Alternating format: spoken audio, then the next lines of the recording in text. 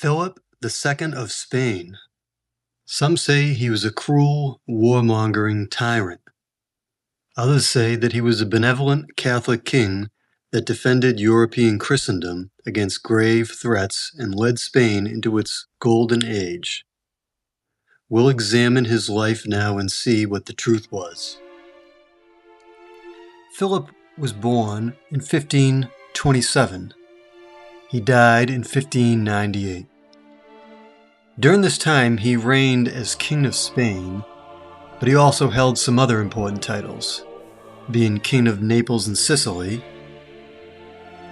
Duke of Milan, Lord of the 17 provinces of the Netherlands, and he also held claim to the English throne through his marriage to Mary I.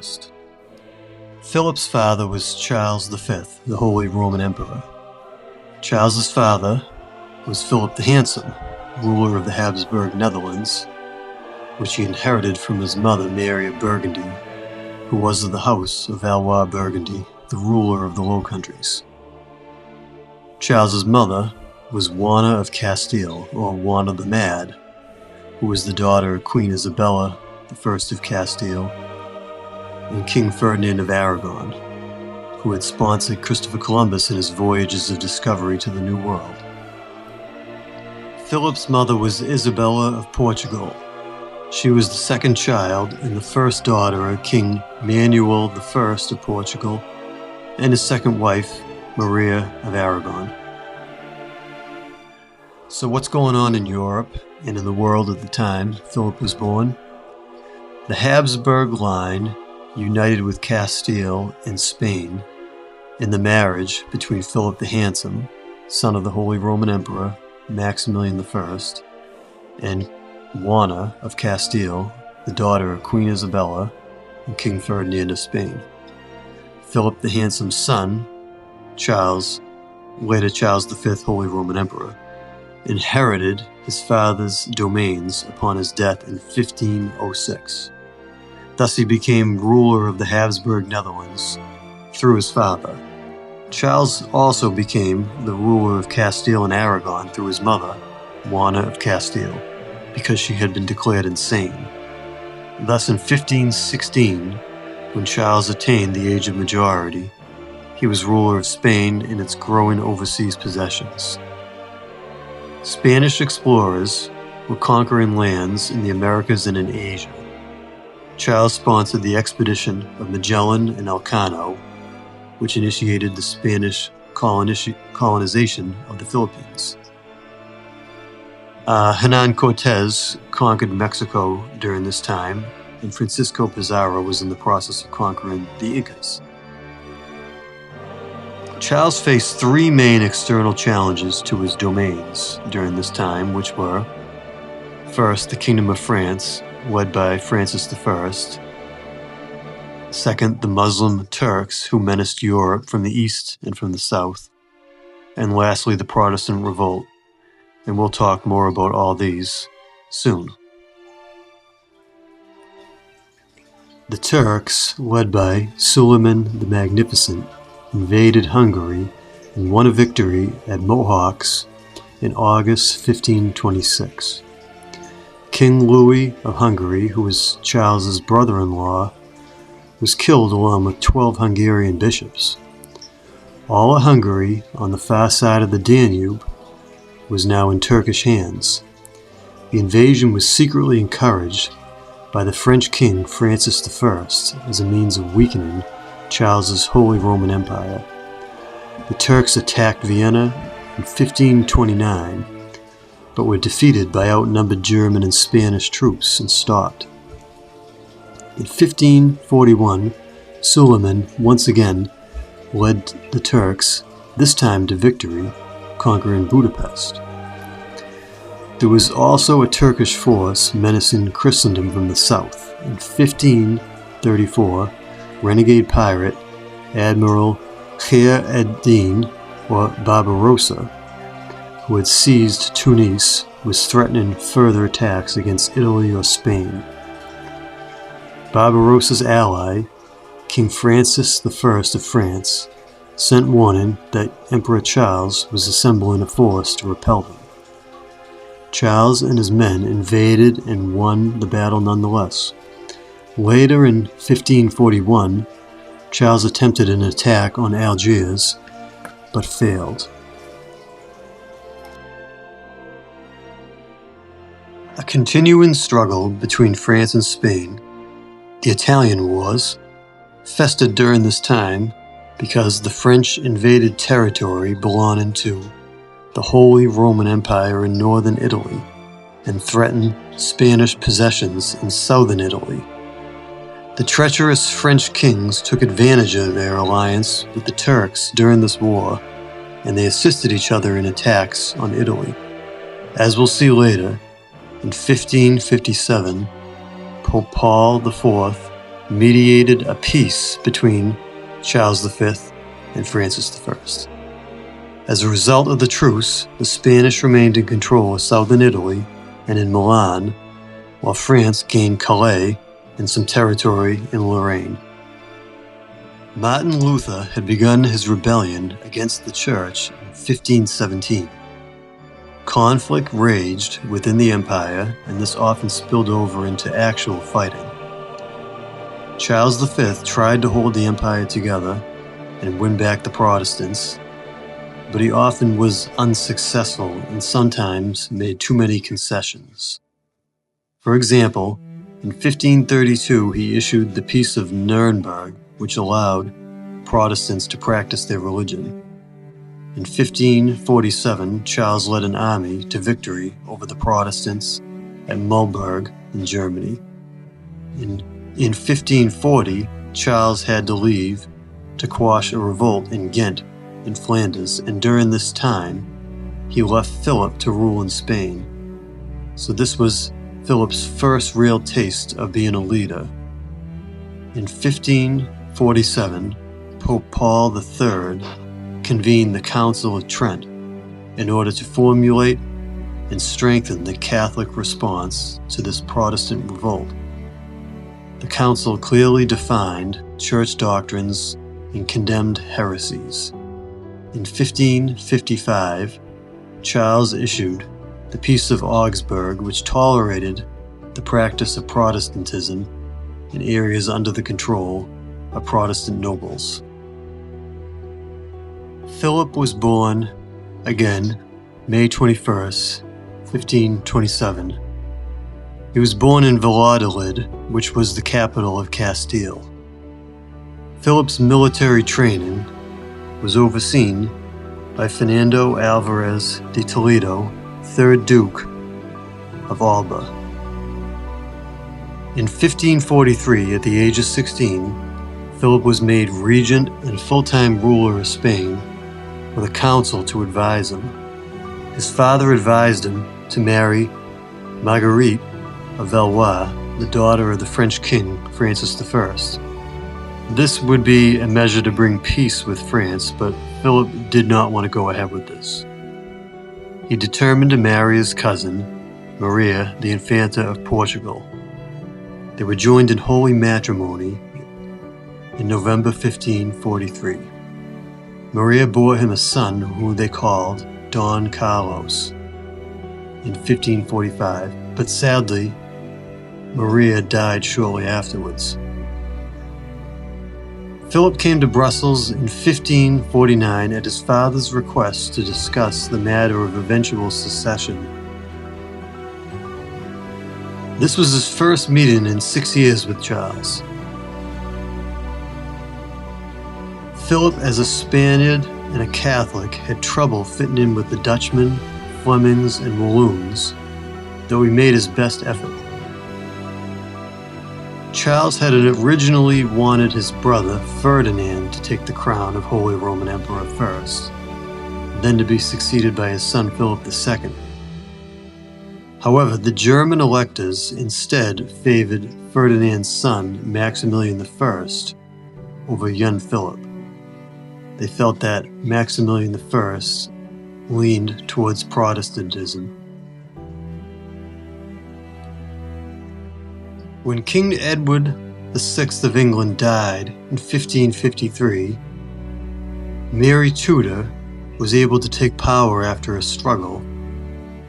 Charles V then conceived the idea of having his son, Philip, marry Mary, perhaps in order to consolidate power, but maybe to keep Mary Stuart of Scotland off the English throne, since Mary Stuart was married to Francis, heir to the French throne.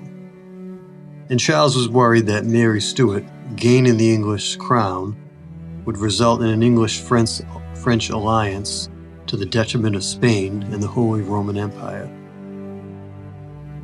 So in 1554, Philip dutifully went to England to marry his cousin, the Catholic Mary I of England.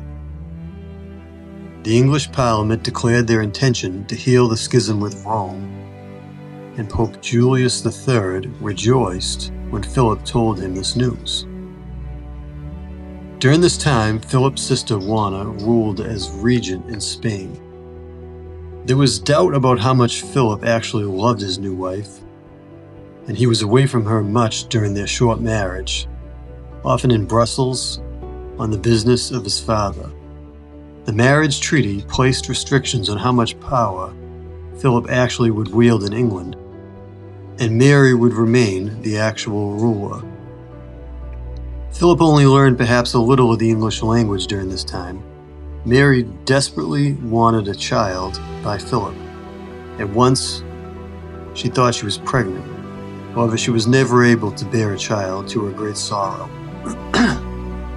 In the book The Myth of Bloody Mary by Linda Porter, we hear of one of Philip's departures from Mary in the following scene. Quote, "In the end, Mary's defeat, if such it was self-inflicted. Elizabeth must have scrutinized her sister for signs of pregnancy, but she was too discreet to be drawn into the public doubt about its reality. She stayed with Mary throughout the Queen's ordeal and was still with her when Philip left for the Netherlands on August 29th. At the end, he was anxious to get away. He had done all he could do in England, and now his duty was to Charles V, who was in the process of abdicating. Philip played the role of considerate consort to perfection, but there never was any guarantee he would stay, even if the Queen had produced a healthy son. His presence was urgently required in Brussels, and his wife, though deeply unhappy, understood this. Mary came with him through London, to the evident relief of the crowds who feared that her prolonged withdrawal from public life meant that she was dead. She wanted to go with him all the way to Dover, but he persuaded her that this would cause him too much delay. Philip departed by water from Greenwich, where the Queen watched from a window. The Venetian ambassador reported that she retained her composure when they said their farewells, but that she had broken down when she went back into the palace. In 1555, Cardinal Gian Pietro Carafa became Pope Paul IV. Egged on by his Carafa family, he threatened to ally with King Francis II of France to drive the Spanish out of Naples and grant it to the French. This enraged Charles and Philip. Philip raised an army in Brussels to counter the French. In 1556, the Duke of Alba advanced his Spanish-led army against Rome. Alba entered Rome in 1557, and the Pope had to sue for peace. Now, as we saw, prior to his marriage to Mary, back in 1549, Philip had come to Brussels to decide the matter of eventual succession with his father. Charles had originally wanted his brother Ferdinand to take the crown of Holy Roman Emperor, to then be succeeded by his son Philip II after him. Now in 1555, the moment of abdication for Charles V had arrived. As planned, Ferdinand I became Holy Roman Emperor and monarch in Austria, Bohemia, and what was left of Hungary. As we've heard, on the matter of Ferdinand's eventual successor, though, the German electors favored Ferdinand's son Maximilian I. So, instead of inheriting his father's crown of Holy Roman Emperor, the Catholic King Philip II became King of Spain, Duke of Burgundy, and the Netherlands. Thus there was now an Austrian-German branch of the Habsburg House and a separate Spanish branch. The mighty Catholic Emperor Charles V retired to a monastery to humble himself and to prepare to meet his God. On his deathbed, he bitterly rued the fact that he had been too lenient with the Protestants. In 1557, Philip, who we will remember was married to Queen Mary I, convinced the English to send troops to aid him against the French in the ongoing Italian wars. Philip led his combined army to victory over a French force led by Francis, Duke of Guise, at San Quentin in northern France. The Spanish-led army was distracted by the celebration of their victory, and Guise used this opportunity to seize Calais from the English. Charles V had been saddled with large debt due to his costly wars in an effort to hold Christendom together. He owed money to usurers. The Catholic Church had historically condemned usury, but increasingly now Jewish and Protestant merchants and bankers made lending their business. It became more socially acceptable, and often Christian kings were enslaved to this debt. In 1558, Mary I of England died, leaving no heir. Since her half-sister Elizabeth I was illegitimate and not the rightful heir, the crown should have passed to Mary Stuart of Scotland, since she was the granddaughter of Henry VIII's sister, Margaret, and James IV of Scotland. But since Mary Stuart was married to Francis, heir to the French throne, Philip was worried that Mary Stuart gaining the English crown would result in an English-French alliance to the detriment of Spain. So instead, he had persuaded his wife, Mary I of England, to name her half-sister Elizabeth as her heir. Philip would later look back on this decision and regret it greatly. Elizabeth ruled from 1558 until 1603, and her reign, as we'll see, sealed the doom of the Catholic Church in England. No sooner had Elizabeth I been enthroned than she and her secretary William Cecil began working to weaken the Catholic religion in the realm, clandestinely at first, and then more openly as time went on. Philip soon began to realize that Elizabeth had deceived him. The April 1559 Treaty of Cateau-Cambrésis ended the intermittent Italian wars. By this, France was granted formal recognition of their possessions in Lorraine, the three bishoprics, and of Calais, which they had previously taken from the English. In return, France recognized an independent Savoy and abandoned their claims on Italian territories ruled by Spain, like Naples, Sicily, Sardinia, and Milan, and finally, Corsica was granted to Genoa. In 1559, Philip decided to leave Flanders and return to Spain. He left his half-sister Margaret as regent in the Netherlands. Protestant nobles such as William of Orange began to conspire against Spanish rule around this time. Philip presided over the revival of the Spanish Inquisition. Philip's father, Charles V, wished him to avoid the same mistakes that he had made in tolerating heresy. This would be a big step toward keeping the faith pure in Spain.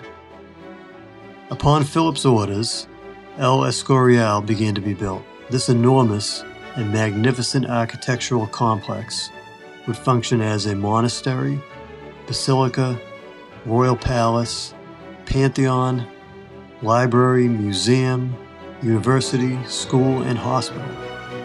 God would be glorified by the beautiful work done here. In 1560, Philip married Isabelle de Valois of France, who was the daughter of Francis II and Catherine de' Medici. This was an effort by Philip II to cement a new peaceful relationship with France and to follow up on the recently signed treaty with a genuine effort at cooperation. It was also viewed as a threat by the new government of England. King Francis II of France died, and as his heir, his brother Charles IX, was a minor, their mother, Catherine de' Medici, reigned until he attained the age of majority. She was surrounded by bad advisors who encouraged toleration for the Huguenots of Calvinism, Protestantism, and heresy. These groups staged a bloody uprising in 1560, seeking to kidnap the young king. Loyal French elements led by Duke Francis of Guise and his brother, the Cardinal of Lorraine, saved the royal family and indeed France itself. Beginning in 1560, the Huguenots staged another bloody uprising in France, destroying Catholic churches and killing clergy. In January 1562, Catherine de' Medici issued an Edict of Toleration for Calvinists, but that only emboldened them. In September 1562, the Huguenots, led by Admiral Coligny and his brother Cardinal Chatillon, reached an agreement with Elizabeth I of England and her advisor, William Cecil, that delivered Calais back to the English in exchange for military aid. In turn, Catherine de' Medici called on her son-in-law, Philip II of Spain, to send her military aid, which he did. The Duke of Guise, with the help of the Spanish and Italian troops, were able to defeat the Huguenots. Incredibly, Catherine in 1563 signed the Treaty of Amboise with the Huguenots, which gave them amnesty and allowed Cardinal Chatillon and Admiral Coligny back at her court. Emperor Charles V had been having an affair with a woman named Barbara Blomberg. This relationship begat a son known as Don Juan of Austria, who was Philip's half-brother. Philip showed him much kindness and will later place much trust in him, as we will see. Philip's struggle with the Cortes, the lawmaking body in Aragon, showed that he was not the despot of Protestant legend, and that he respected limits on his power. The provisions of the Union of Castile with Aragon granted that the Cortes in Aragon would retain power over certain government functions and decisions. For example, in 1563, he accepted their decision that they would not provide him the subsidy that he requested. And when he demanded that they recognize Don Carlos, his son, as his heir, and their sovereign in his absence, they refused, and he accepted this decision too. In 1564, the Council of Trent was finalized, which formalized the Church's response to the Protestant revolt. At first, Philip accepted all of its provisions, even those that resulted in a reduction of his power. However, he later began violating some of those. In May 1565, the siege of Malta began. The Turks saw Malta as the key to invading Sicily and then southern Italy. Jean Parisot de Villette, the Grand Master of the Knights of Malta, led a heroic defense against the Turks under Suleiman the Magnificent. Philip was faced with the necessity of sending aid to the besieged knights, while also not leaving his own coast in Spain unprotected. Ever cautious, Philip hesitated at first, and was criticized for this by the Pope and others, but he eventually mobilized needed assistance. Philip's viceroy in Italy, Don Garcia, was able to provide military support, and by September they stopped the Turks. In retaliation, Suleiman invaded the Hungary of Maximilian II for not paying tribute. In 1566, Michael Ghislieri became Pope Pius V, although he had begged the electors not to choose him. In 1568, Pius published a papal bull called Coena Domini, in which he reasserted the supremacy of the papacy over every earthly king. Philip II objected to this, and the bishops in his dominions dared not publish it in their dioceses for fear of offending their kin. This was despite efforts by Pius V to convince Philip that he did not mean to trespass on the rights of the Catholic king at all. Another conflict between king and pope was the case of Bartolomé Carranza, a Dominican bishop who had been arrested by the Spanish Inquisition for suspicion of heresy in 1559. Following the election of Pius V as Pope in 1566, he demanded that the Inquisition release Carranza to be sent to Rome and investigated further there. Philip was reluctant, but finally in 1566 he decided to release Carranza, who was sent to Rome. An extensive trial followed, which lasted even longer than the papacy of Pius, whose successor, Gregory XIII, in 1576 finally pronounced sentence on Carranza. The bishop was forced to retract some of his previous objectionable writings, but then released from prison. The Habsburg Netherlands, the 17 provinces of the Low Countries, were a part of Philip's Spanish Empire. His stepsister Margaret, Duchess of Parma, ruled as regent there. The head of the General Estates and inquisitor of those countries was Cardinal Antoine Perrenot de Granvelle. Granvelle was not popular among the Protestant population. In 1566, Philip had announced that he planned to make concessions to the Protestants in the Netherlands. Specifically, he made it known that he was open to suspending the Inquisition in that country, to grant a pardon to rebels, and to lessen his prosecution against heresy.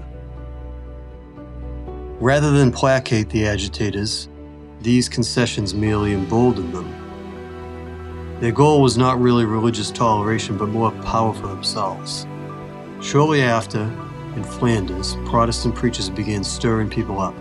Raging Calvinist and Anabaptist mobs attacked and desecrated Catholic churches.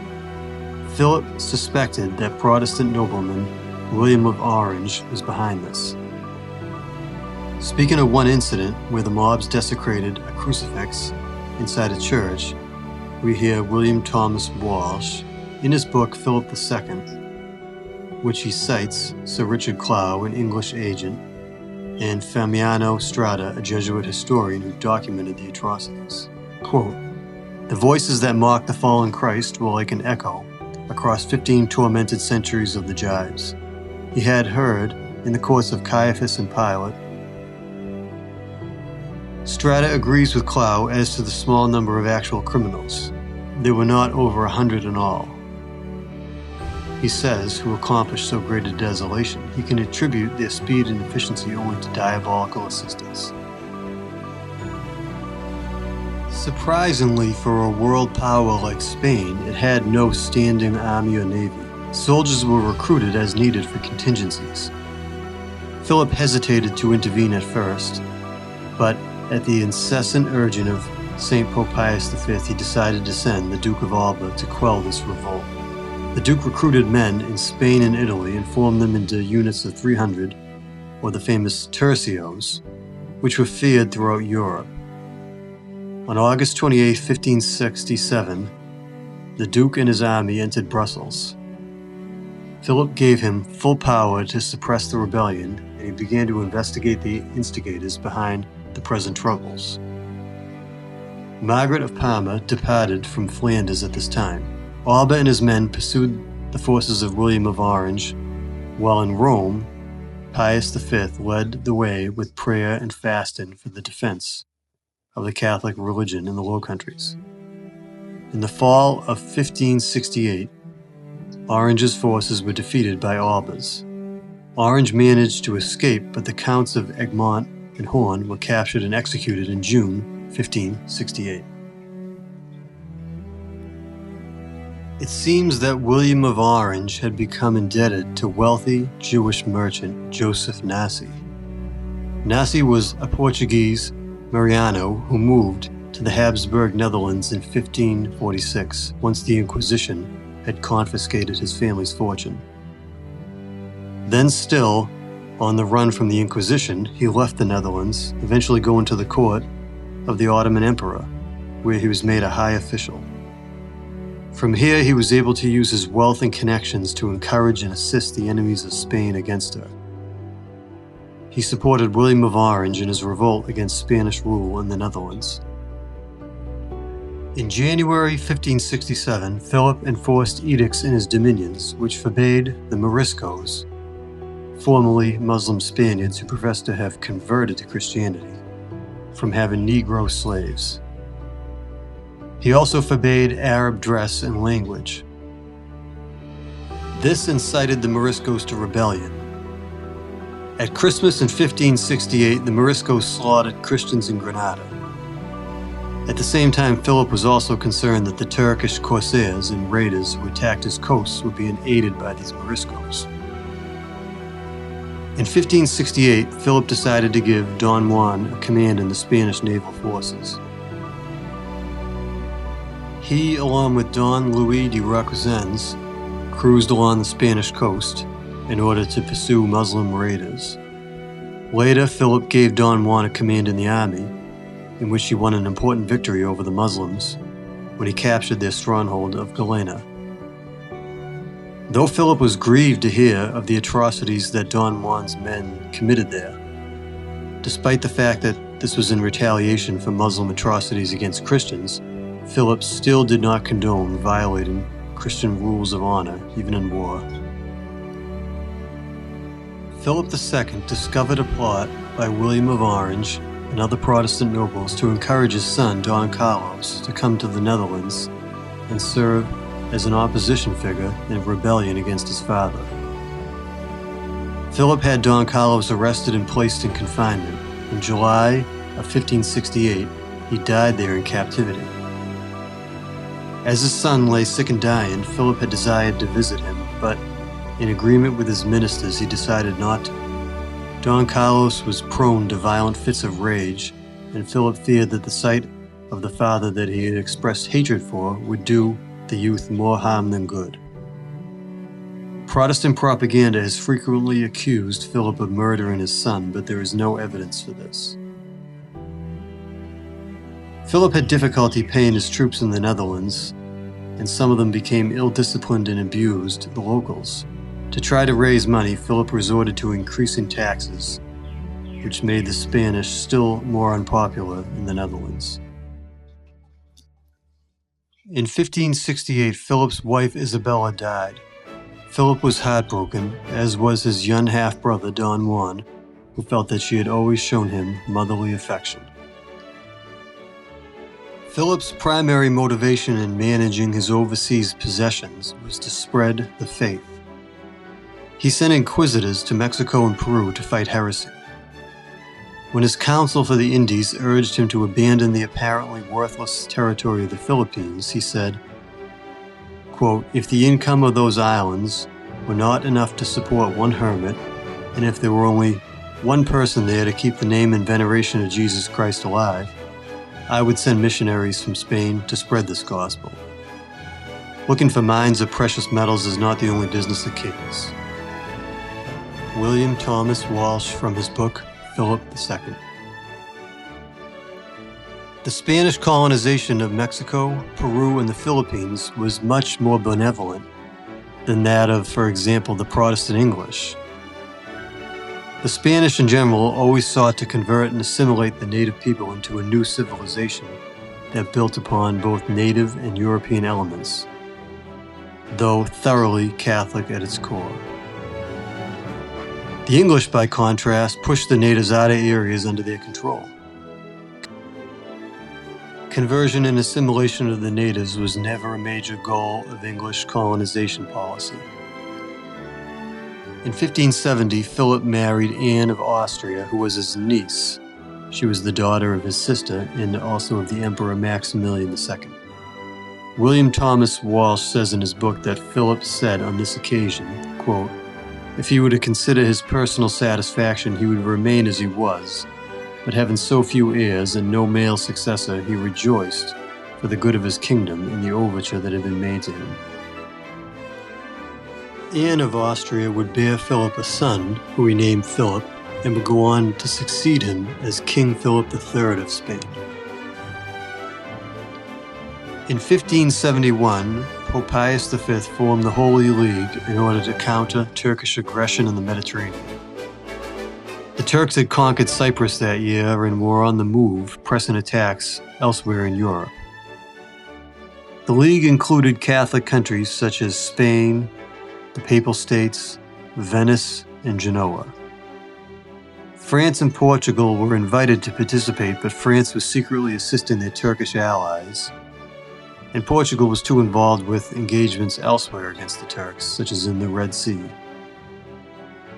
Philip sent his half-brother Don Juan of Austria to command the Spanish fleet. With him also were Marcantonio Colonna, admiral of the Papal fleet, Sebastiano Venere, commander of the Venetian fleet, and Gianandrea Doria, commander of the Genoese fleet. All Christendom waited nervously for news of the battle. The Pope asked for the faithful to recite the Rosary to ask for victory for the Christian fleet. The Christian fleet won a victory on October 7, 1571. When news of the victory reached European countries, the churches all resounded with the Te Deum at the request of Pope Pius V. Philip recalled the Duke of Alba from the Netherlands and intended to replace him with Don Louis de Requesens, but he died unexpectedly. So Philip then sent his half-brother Don Juan of Austria. The hero of Lepanto, Don Juan, delayed his departure, and the leaderless and unpaid Spanish troops in the Netherlands behaved badly, committing a massacre in Antwerp in November 1576. An agreement was reached with the Protestant rebels that they would respect Philip II as their king in exchange for the Spanish tercios leaving the Low Countries. They evacuated in 1577, but the Protestants resumed their treacherous rebellion, supported by William of Cecil in England. So the Spanish army came back in early 1578, and Don Juan led his troops to a victory over William of Orange at the Battle of Gembloux in January 1578. Sadly, Don Juan died in October 1578, and Philip appointed his nephew, Alexander of Parma, to replace him as Governor General of the Netherlands and commander of the Spanish forces there. The provinces in the northern part of the Low Countries, which correspond to present-day Holland, declared independence from Spain in 1581, though Philip did not accept this. In August 1585, Alexander of Parma's forces won a victory over the Protestants at Antwerp, which ensured continuing Spanish control over at least the southern Netherlands, which correspond to present-day Belgium. In 1578, King Sebastian of Portugal died without heirs, and his elderly granduncle, Cardinal Henry, succeeded him. Henry also did not have heirs, and a succession crisis emerged, with Don Antonio, who was the grandson of a previous King Manuel I, claiming the throne, supported by the likes of Catherine de' Medici and William Cecil. Philip II also claimed the throne by being a descendant of King Manuel I through his mother's side. The enemies of Christendom did not want to see Philip II gain the throne and effect a union of Spain and Portugal. Cardinal Henry, for the good of the Church, declared to the Portuguese Cortes that he would name Philip as successor. In 1580, Henry died, and then Don Antonio gathered military forces to take the throne. Philip sent a Spanish army under the Duke of Alba, who defeated Don Antonio's forces at the Battle of Alcantara. Philip was proclaimed Philip I, King of Portugal, and from then on reigned as sovereign of both realms.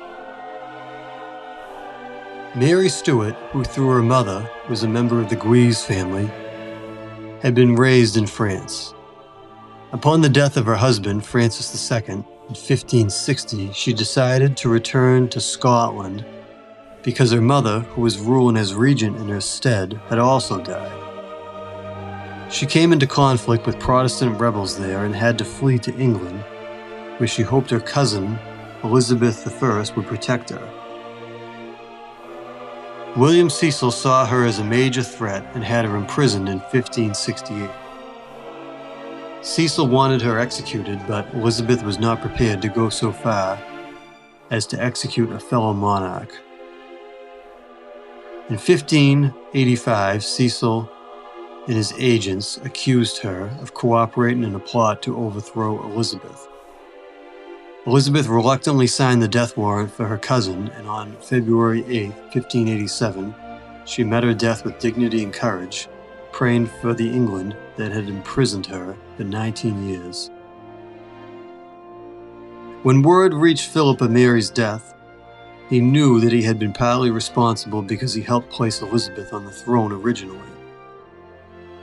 This, coupled with continued efforts by William of Cecil to clandestinely attack Catholicism in Europe, and the pirate raids by Sir Francis Drake on Spanish ports, made Philip resolve to act decisively and with the strategic aim of toppling the English government. William Thomas Walsh writes that Philip intended to invade Britain, depose Elizabeth, and then place Mary's son, James VI, on the English throne. In contrast, Anne Carroll writes that Mary had disinherited her son, James VI, as her successor, and instead intended to name Philip himself as rightful king. Regardless, Philip began planning a large invasion of England to remove Elizabeth, place a Catholic-friendly monarch on the throne, and to reinstate Catholicism in that land. He chose the Duke of Medina Sidonia as the commander. In 1588, the Spanish Armada, as it became known, sailed up the English Channel but met defeat in late July and early August by the English fleet under Sir Francis Drake and Lord Howard. The battered fleet sailed around the British Isles and back to Spain. Anne Carroll says in her book, Christ the King, Lord of History, quote, "When news came to Philip, he accepted it as God's will. He ordered the monks at El Escorial to sing a Te Deum, a hymn of praise to God. Like his great-grandmother Isabel, he knew better than to question the crosses God asked him to bear." In late 1588, Henry, Duke of Guise, won a victory over the Huguenots and was cheered by the people as he entered Paris. King Henry III, afraid of losing his power to this duke, had him murdered. Henry III was not king for much longer. In 1589, he was murdered too. His closest male relative was Henry of Navarre, who was an apostate and a Huguenot. The Pope supported Henry of Navarre to succeed as king, but Philip bitterly opposed this choice, since Henry was known to have supported the enemies of Catholicism, such as Elizabeth I of England and the Turks. The Catholic League in France opposed Henry of Navarre, so he gathered support from William Cecil to raise an army and lay siege to Paris. Philip knew now that he had to act, so he directed Alexander of Parma to bring his men down from the Netherlands and break the siege, which he did. Henry of Navarre then decided to switch back to Catholicism in 1593 in order to strengthen his claim on the French throne. Whether this was a sincere conversion or not is debated, but France was at least saved for the Catholic faith. The French Estates General supported Henry, who was made the new King of France. Philip continued to support the Catholic cause in France, and anytime he had a military victory, he proved his sincerity by never demanding to keep any territory won. His only motivation was to support the Church A lesser man might have made himself king of France when his troops had taken Paris in 1589. Philip had wanted his daughter Isabella, who was the daughter of his third wife, the French princess Elizabeth of Valois, to inherit the French throne. But when the French estates did not consent and instead chose Henry of Navarre, Philip withdrew his nomination and withdrew from France, much poorer for his efforts. In 1592, Philip had to quell a rebellion in Aragon of discontented nobles who were connected with King Henry of Navarre, who was now King Henry IV. Many of the ringleaders were arrested, imprisoned, and executed. It was now in Philip's power to abolish the Constitution of Aragon and to make the Union of Spain complete and indissoluble. Instead, though, he kept his word that he would continue to honor the rights of the Aragonese kingdom. Spain's relations with France continued to be troubled. In 1595, the new king Henry IV of France supported a rebellion in Holland which was begun by Maurice, son of William of Orange. Henry also conspired with the Turks and with William Cecil to attack Catholicism. War between Henry's France and Philip's Spain broke out. Philip's troops conquered Calais in 1596. Philip, with his undefeated army, could have dismembered France, but he did not. Pope Clement VIII brokered a peace between the two warring countries in 1598 with the Treaty of Vervins. Spain's long history of military intervention in France and the Low Countries was one costly and unprofitable adventure, with no other reward for Philip except the preservation of the Catholic faith. In 1596, the English sent a fleet to attack the Spanish coastal city of Cadiz. To retaliate, Philip decided to send a second Spanish armada against England in the spring of 1597. This was scattered by the wind before even getting into the channel. Philip, as always, calmly and serenely accepted defeats and failures as God's will. As Philip got older, he reflected often on his life and what he had done or failed to do in defense of the Catholic religion. At the same time, he made prudent preparations to ensure that his realms would remain faithful against heresy. Flanders remained Catholic, though Holland was lost to Calvinism. He provided in his will that his daughter Isabel and her husband would be sovereigns of the Netherlands. It was partly thanks to Philip that Germany had remained half Catholic. His sister, the Empress Maria of Austria, wife of Maximilian II, and some of her children, influenced by Philip's diplomacy, were able to keep Maximilian somewhat on the Catholic side. Maximilian's son Rudolf II had been educated at the court of his uncle Philip II. When Rudolf eventually became Holy Roman Emperor and stayed nominally a Catholic, it was thanks mostly to Philip's foresight in having the boy educated by holy priests. A great disappointment to Philip remained England, with this country being ruled by his heretical sister-in-law, assisted by enemies of the faith. Philip suffered much from gout as he neared the end of his life. In 1592, as he looked toward the day when his son would succeed him on the throne, he designated trusted men to serve as grandees and on the Grand Council so that the young Philip would be in a good position and have good advisors when he began his reign. The Spanish Empire was financially strained, but in a strong position thanks to his father's life work. By 1597, Philip II's health dramatically declined and he became unable to walk. He demanded to be carried to El Escorial to die, which his attendants complied with.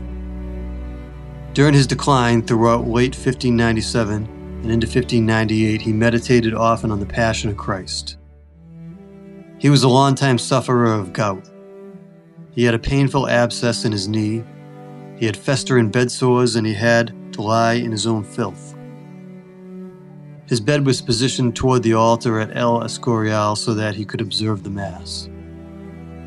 He was surrounded by his attendants, his confessor, the Archbishop of Toledo, his son and successor, Prince Philip, and his daughter, Isabel. The stench was repulsive, and he accepted all this suffering as a cross that he had to bear. He died September 13th, 1598.